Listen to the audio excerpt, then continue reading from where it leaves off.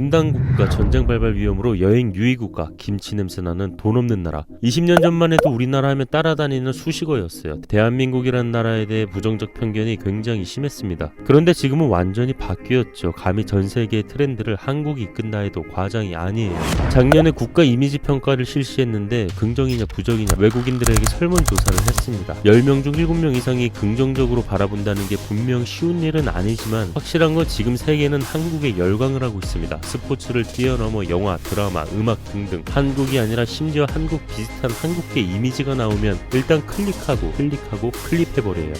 반면 우리나라를 좋지 않게 바라보는 나라는 일본입니다. 무려 40%예요. 야, 우리도 그러면 니야 삭 안 하냐? 외국인들이 우리나라 여행을 하면 하나같이 공통적으로 놀라는 점이 있어요. 공공장소에서 핸드폰을 테이블 위에 올려놓고 화장실 갔다 오는 거. 사실 프랑스나 이태리 같은 곳에서 테이블 위에 핸드폰 올려놓으면 눈 깜짝할 사이에 사라지죠. 말 그대로 눈 깜짝할 사이에 사라집니다. 내가 당해봐서 잘 알아. 불과 10년 전만 해도 역사를 모르는 외국인들이 독도가 일본 땅이었으면 한다는 대답이 많았어요. 이유는 그저 일본 거리가 깨끗하니까 독도도 깨끗하게 사용할 것이라는 생각이었죠. 국제사회에서는 이런 외적인 모습이 나름 중요하니까요. 사실 우리나라가 과거에는 쓰레기를 길에다 그냥 버리는 사람이 많았어요. 선진국을 결정짓는 요소가 시민의식이잖아요. 그럴 수밖에 없는 게 내가 먹고 사는 게 돼야 여유가 생기고 주변에 관심을 둘 힘이 생겨요. 여하튼 외국인들이 우리나라에 오면 CCTV 수에 한 번 놀라고 치안에 놀라고 시민의식에 한 번 더 놀란대요. 세계적인 한국의 위상은 먼저 문화 콘텐츠에서 두각을 드러냅니다. 세계에서 가장 큰 영화 시장인 할리우드에서 자막의 벽을 뚫고 여러 세계적 상을 휩쓴 기생충, 미나리, 그리고 넷플릭스의 오징어 게임, 세계에서 가장 큰 음악 시장에서 빌보드 1위를 차지한 BTS. 처음으로 한국 문화 콘텐츠의 잠재력을 인정받은 건 1999년도였어요. 놀랍지 않나요? 20년 전부터라니. 2001년에 아이돌 그룹 NRG와 H.O.T가 중국에서 성공을 거두고 겨울연가라는 드라마가 일본에서 대히트를 칩니다. 이게 첫 한류의 시작이었고 이후 세계적으로 확산되고 인정받는 데까지 20년밖에 걸리지 않았습니다. 뭐 단적인 예로 영화에서 사용되는 한국어만 봐도 알 수 있어요. 아, 페이퍼 타올이 여기 있네. 자네가 도망가려 하는 것도 알고 있지. 뭐야 내 바지 어디 갔어? 뭐야 내 바지 어디 갔어? 많이 다르죠. 영화에서 예전에는 동양인 아무나 세워놓고 한국어를 그냥 하라는 등 한국어를 대놓고 무시하는 발음이었다면 이제는 한글에 대한 존중이 느껴져요.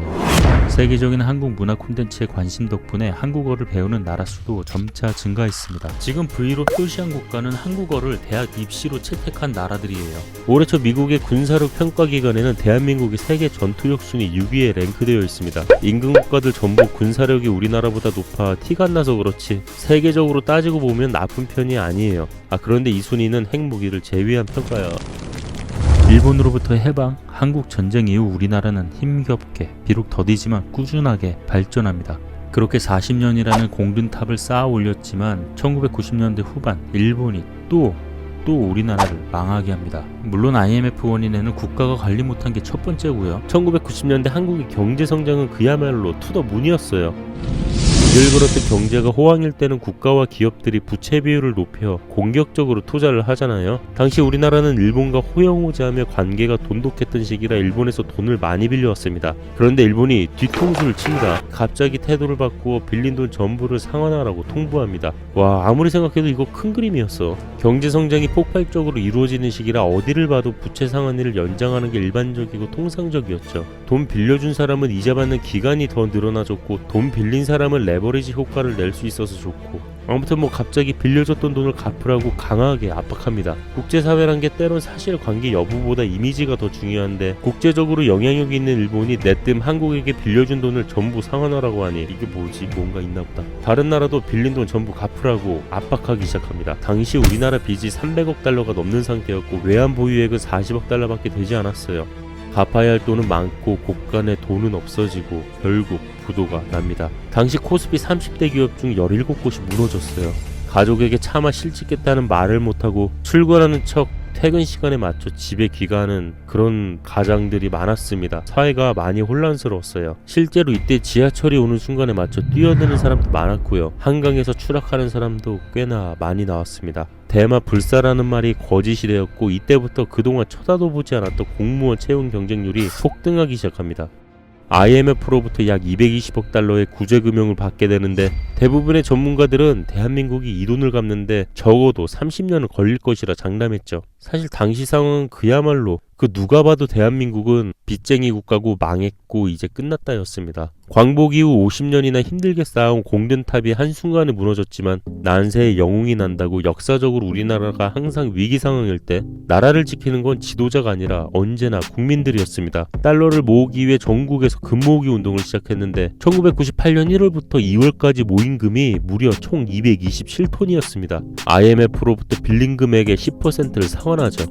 얼마를 갚았냐 이런 금액보다 중요한 게 국민들의 나라 한번 살려보겠다고 하는 이런 모습이 전 세계에 보도가 되면서 한국의 신뢰도가 다시 높아집니다.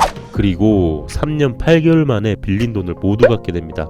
나라가 망할 뻔했지만 우린 또다시 일어났고 더 나아가 20년도 안 돼 세계 문화의 중심이 되었죠. 물론 아직 개선해야 될 점들이 많이 있습니다. 대학 입시 문제, 청소년법, 솜방망이 처벌, 창업정신 부재, 꼰대정신 등 물론 이념적, 정치적, 종교적으로 대립하고 있지만 그래도 항상 위기가 찾아오면 하나로 뭉치는 그 저력은 영원할 거라 믿습니다.